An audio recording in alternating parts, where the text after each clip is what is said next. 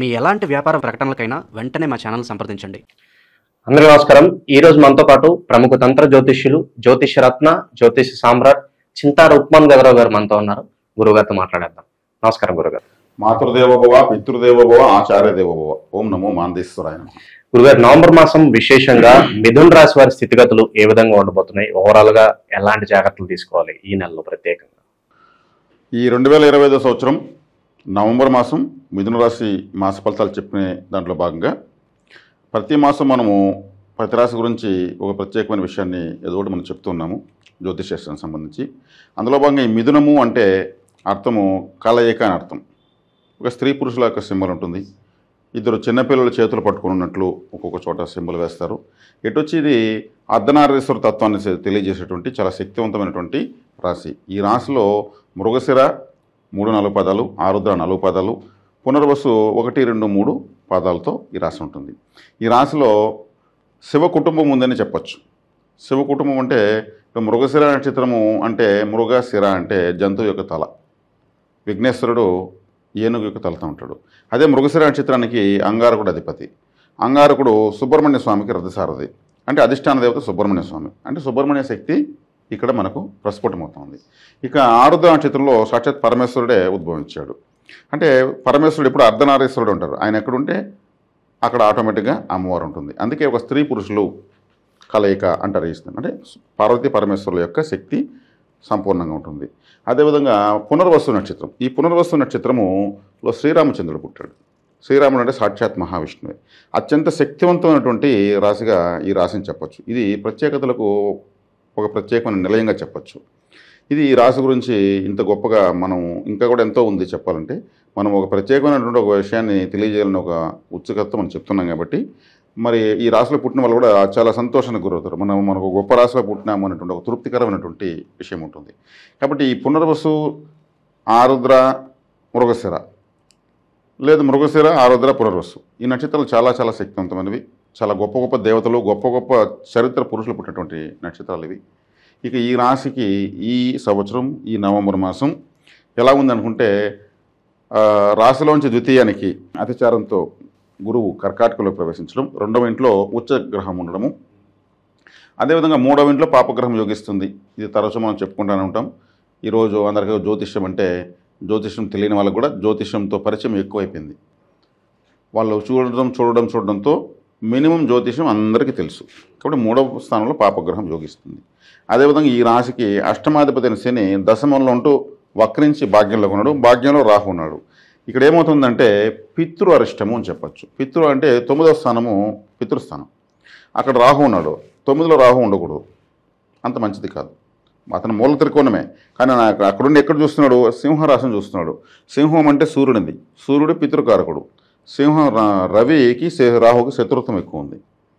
అంటే స్ట్రైట్గా రాశిని చూడడం వల్ల తండ్రి సమానులకు నలత, కష్టము, నష్టము, అరిష్టము అని తెలియజేస్తారు. కాబట్టి పితృ ఆరాధన చాలా ఇంపార్టెంట్. అదేవిధంగా 5వ స్థానంలో బుధగ్రహము రాశ్యాధిపతి ఉన్నాడు, అదొక అదృష్టము. తర్వాత 6వ స్థానానికి కుజుడు వెళ్తున్నాడు. అది ఒక విధంగా పంచమ స్థానం నుంచి వెళ్ళడం కొంచెం టెన్షన్లు ఏమైనా తగ్గుతాయి. రవి 3వ ఇంటివాడు 5, 6వ స్థానాలపైన సంచారము. 6వ స్థానానికి వచ్చినప్పుడు కాస్త రవి ఫేవర్ అవుతాడు. ఎందుకంటే 5వ స్థానంలో నీచ రవి, తులారాశిలో రవి నీచబడతాడు. కాబట్టి ఇక్కడ 6వ స్థానానికి రావడము, అక్కడికి 6వ స్థానానికి వచ్చిన శని, వక్రించిన శని రవిని చూస్తాడు. కానీ అక్కడ కూడా కుజుడు ఉన్నాడు, మళ్ళీ గురువు చూస్తాడు. ఇక్కడ 6వ స్థానము అనేది ఒక విధంగా డామినేట్ అవుతాం. శని చూస్తాడు 6వ స్థానాన్ని, రవి కుజులు వాళ్ళకి ప్రాతినిధ్యం వహిస్తున్నారు. అదేవిధంగా గురువు చూస్తాడు, గురువు వచ్చి దృష్టితో చూస్తాడు.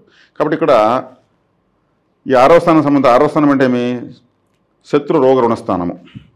అదేవిధంగా చేసేటువంటి వృత్తి, మనము ఒకరి కింద పనిచేసేది 6వ స్థానము, మనం సొంతంగా పనిచేసేది 10వ స్థానం. 10వ స్థానంలో శని వక్రించి 6వ స్థానం చూస్తాడు. అంటే వృత్తి అనేటువంటి స్థానాలు ప్రభావితం అవుతుంది. అంటే వృత్తిలో మార్పులు, ఏదో నష్టాలు కష్టం కాదు, ఛాలెంజెస్, ప్లేస్ కూడా మారచ్చు అంటారు. కొత్త వృత్తులు ప్రారంభించుకోవడము. అక్కడ ఏదైనా ఛాలెంజెస్, నా వల్ల కాదా, నేను ఇక్కడ పని చేయకపోతే నేను చేయలేనా? 6వ స్థానం అంటే శత్రు రోగ రుణాలు అన్నాను. శత్రు అంటే చేసే పనిలో వ్యతిరేకత పరిస్థితులు కూడా, వ్యక్తులేని కాదు, నేను చేసుకోగలను, నా వల్ల అవుతుంది, నాకు టాలెంట్ లేకపోతే నేను ఒకరు భయపడాలి అనేటువంటి కొత్త ప్రాజెక్టులు స్టార్ట్ అయిపోతాయి. కాబట్టి ఈ విధానం అంటే అవి మంచిదే. చెడ్డ వల్ల జరిగే మంచిగా దేని వల్ల జరగదని ఒక మాట అంటారు కదా. కాబట్టి కొన్ని ఛాలెంజెస్ సవాళ్ళు ఎదురైనప్పుడు ఏమవుతుంది, వీళ్ళ సామర్థ్యం బయటపడుతుంది. కాబట్టి మిథున రాశి వాళ్ళకు ఇది నెగటివ్తో కూడుకున్న పాజిటివ్ అని చెప్పొచ్చు. అదేవిధంగా పితృదోషం అయితే ఉంది, అది తండ్రి సమానులకు. కాబట్టి తండ్రి లేని వాళ్ళు ఏమన్నా ఉంటే వాళ్ళు అమావాస్య రోజు మకా నక్షత్రం రోజు ఏదో కొంత అన్నదానం చేస్తే మంచిది. అంటే మకా నక్షత్రం పితృ నక్షత్రం, అమావాస్య పితృ తిథి. అంటే ఆ రోజు పితృదేవతల యొక్క మనం ఏదైనా సమర్పిస్తే వాళ్ళని తలుచుకుని దాన ధర్మాలు చేస్తే మనకు వాళ్ళ ఆశీర్వాదం వస్తుంది ఒకటి ఉంది. కాబట్టి అలా అన్నదానం చేసుకోవచ్చు. తండ్రి ఉన్న వాళ్ళు చేయకూడదు, తండ్రి చేయలేని వయసులో ఉంటారు, అప్పుడు వీళ్ళు అన్నదానం చేయొచ్చు. కాబట్టి అది పరిహారం అవుతుంది. కాబట్టి కేతు 3వ ఇంటి ఉన్నాడు కాబట్టి 3వ ఇంటి కేతు పాపగ్రహము చేసేటువంటి ప్రయత్నాలు సక్సెస్ అయ్యేదానికి తోడ్పడుతుంది. 2వ ఇంట గురువు వచ్చాడు, గురువు బాధకాధిపతి 2వ ఇంట్లో వచ్చేసి పట్టాడు. అంటే బాధకాధిపతి వచ్చేసి పట్టాడంటే ధనకారకుడు కాబట్టి వీళ్ళు కొంత బాధపడి ధనాభివృద్ధి వైపు వెళ్తారు. బాధకాధిపతి బాధ పెడతాడు, కానీ అతను వచ్చేసి పొందాడు, వీళ్ళు ఒక ప్లాట్ఫామ్ రెడీ చేసుకునేస్తారు. అంటే వీళ్ళకి ఏదో ఒక నష్టమో కష్టమో ఒక పౌరుషమో ఛాలెంజో ఏదో ఒకటి ఎదురవుతుంది. దాన్ని ఏం చేస్తారో దాన్ని బాధగా తీసుకొని సీరియస్గా ఆలోచించి అడుగులు ముందుకేసేస్తారు.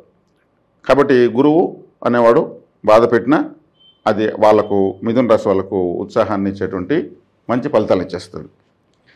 కాబట్టి ఇక్కడ గ్రహ సంపత్తి ఎట్లా ఉందంటే శుభాశుభ మిశ్రమంగా ఉన్నా కానీ బెనిఫిట్ వీళ్ళదే. చివరికి ఒడిసి పట్టుకునేస్తారు, దాంట్లో సమర్థత ఖచ్చితంగా ఉంటుంది. ఇంకా విద్యార్థులకైతే బాగానే ఉంది. శుక్రుడు అక్కడే ఉన్నాడు, బుధుడు 5వ స్థానాన్ని బాగా డీల్ చేస్తున్నాడు. 4వ స్థానాధిపతి 5లో ఉండడం మంచిది, శుక్రుడు స్వస్థానం ఉండడం మంచిది. కాబట్టి విద్యార్థులకు బాగుంది, యువకులకు బాగుంది.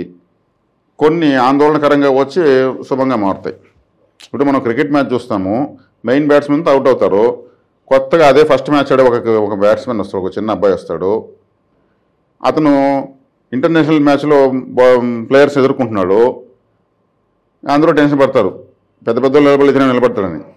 అతను ఆ క్లిష్ట పరిస్థితిని కెరీర్గా మార్చుకుంటాడు. అప్పుడు ఈ మ్యాచ్ కానీ గెలిపిస్తే అతనికి స్టాండర్డ్ అవుతాడు టీంలో. వచ్చిన ఫస్ట్ మ్యాచ్లో మ్యాచ్ గెలిపించాడని, విన్నర్ అయ్యాడని. అలా ఇప్పుడు మిథున రాశి వాళ్ళు వచ్చినటువంటి క్లిష్ట పరిస్థితులు ఏదైనా ఉంటే కూడా వాటిని మ్యాచ్ బాగా ఆడతారు, చివరి వరకు వెళ్ళినా విజయం వస్తుందంట. ఖచ్చితంగా వస్తుంది. కానీ ఆ విజయానికి కావాల్సిన టెన్షను, ఎఫర్టు, బ్రెయిన్ వర్క్ అవన్నీ చేస్తారు. వ్యతిరేక గ్రహాలు వ్యతిరేకతను ఎప్పుడు ఇస్తూ ఉంటాయి. అవి ఇచ్చినప్పుడే మనిషి గొప్పోడు అవుతాడు. పూల పాన్పు పైన ఉన్నట్టు మన జీవితం ఉండదు. అలా ఉంటే అదొక దురదృష్టం.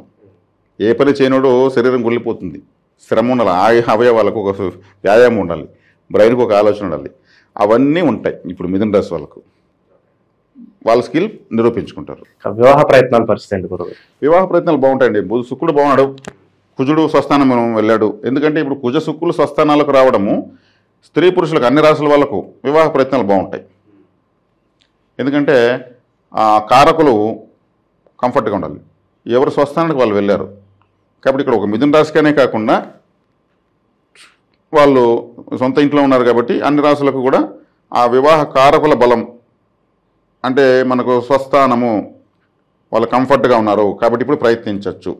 గృహయోగము, ఏదన్నా యోగములు, కొత్త ప్రాపర్టీస్ కొనుక్కునే ఆస్కారం ఎంతవరకు? గృహయోగం ఉంటుందండి.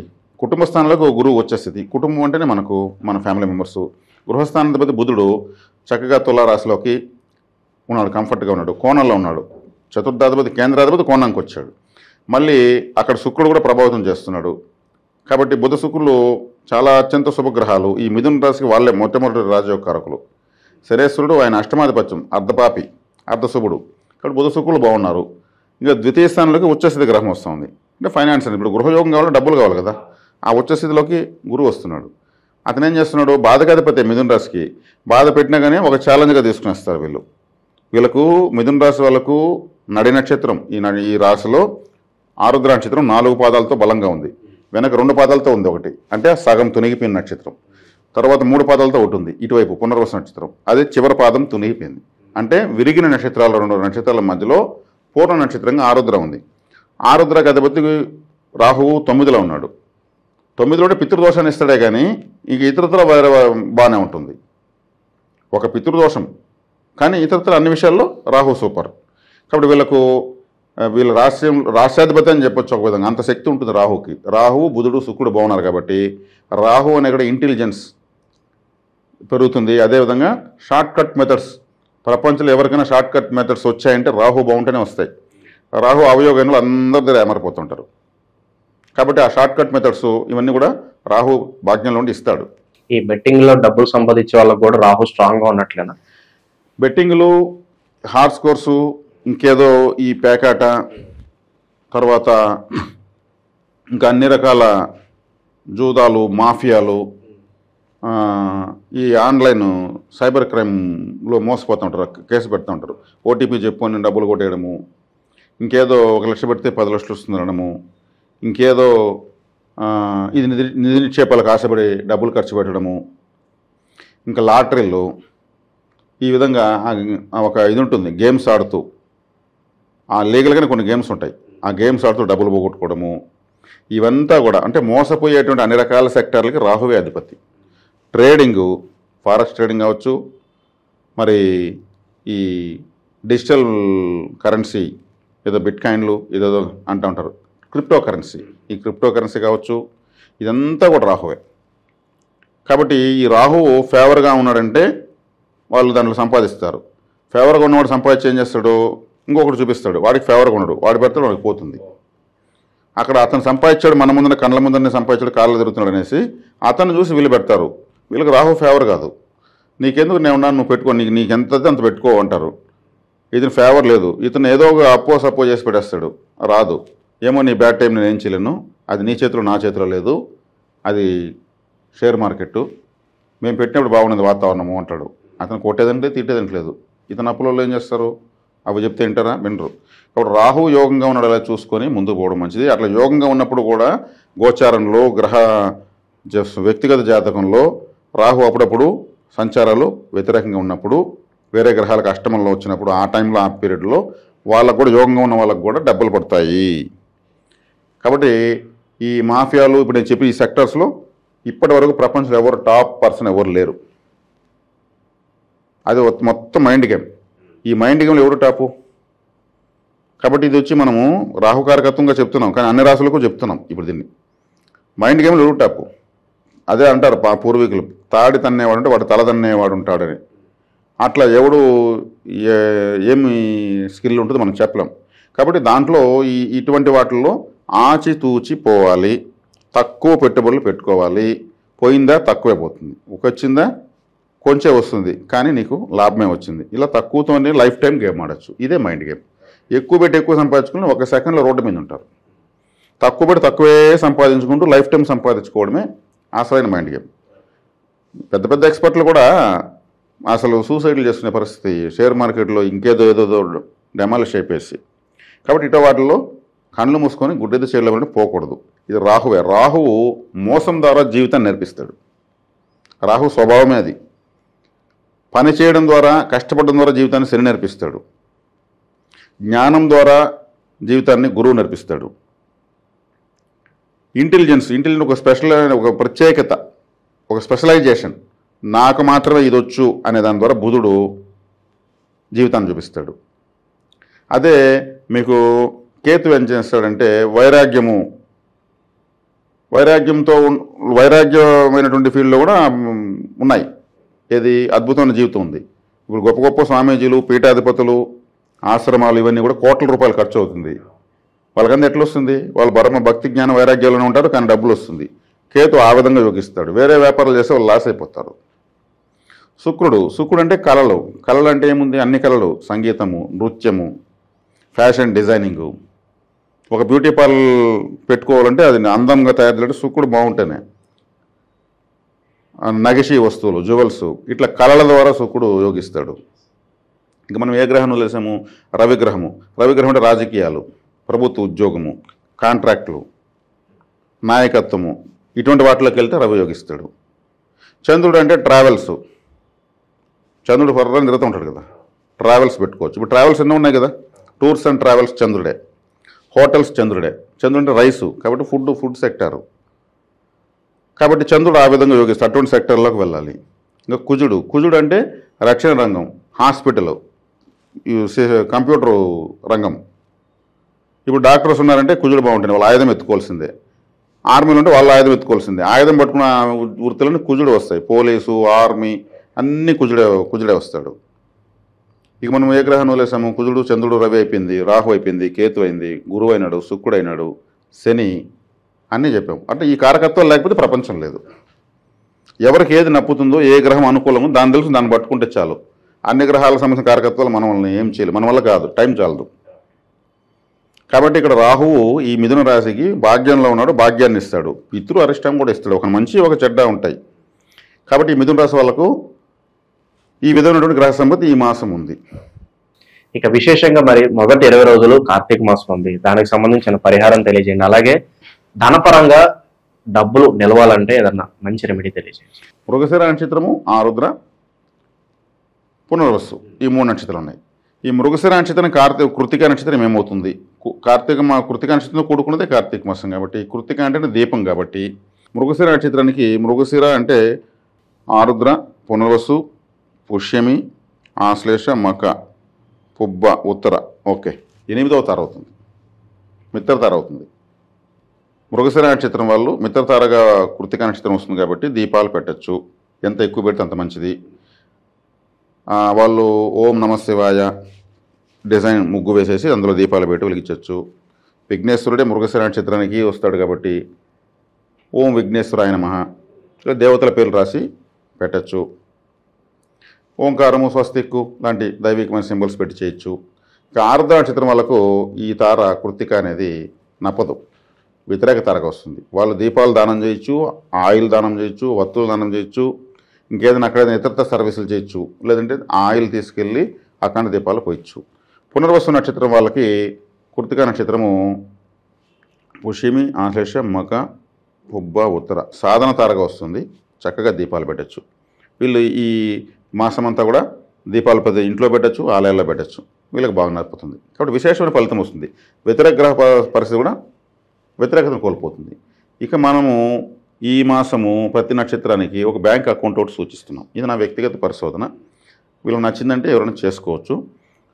మృగశిర నక్షత్రం వాళ్ళు ఆరుద్రాకు సంబంధించినటువంటి అంటే రాహుగ్రహానికి సంబంధించినటువంటి హెచ్డిఎఫ్సి బ్యాంక్ సెలెక్ట్ చేసుకోవచ్చు. ఆరుద్ర నక్షత్రం వల్ల పునర్వసు నక్షత్రం గురువుది కాబట్టి, గురు నక్షత్రం బుధుడు రాశిలో ఉంది కాబట్టి, ఈ గురు బుధుల శక్తి ఈ మిథునంలో ఉంది కాబట్టి, మిక్స్ అయింది కాబట్టి కరూర్ వైశ్య బ్యాంక్ అనేది వాళ్ళిద్దరి యొక్క రంగులు ఆ బ్యాంక్ యొక్క లోగోలో బోర్డులో అంతా కనిపిస్తూ ఉంటుంది. తీసుకోవచ్చు. వైశ్య అంటేనే బుధుడు కాబట్టి ఈ కా అనేటువంటి అక్షరానికి తోనే ఈ మిథున రాశిలో లెటర్ వస్తుంది.